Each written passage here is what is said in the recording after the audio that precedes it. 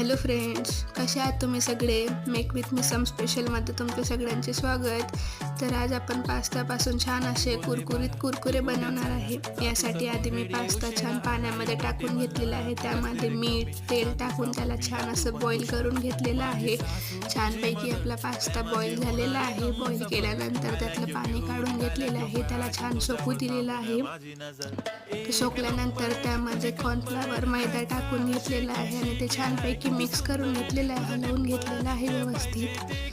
कारण कॉर्नफ्लॉवर आणि मैदा सगळं त्याला लागला पाहिजे. त्यानंतर कढईमध्ये तेल तापू दिलेलं आहे. तर तेल तापल्यानंतर त्यामध्ये पास्ता सोडून दिलेला आहे आणि असं छान क्रिस्पी होईपर्यंत त्याला होऊ दिलेलं आहे.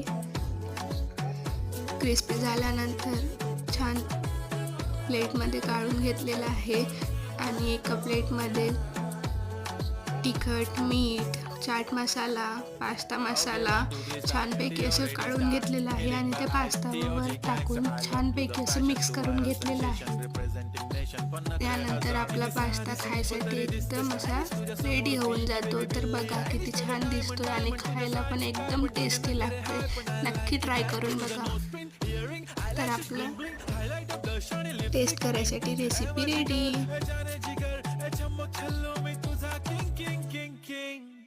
जादू मंतर हा मंतर तुझा स्वॅग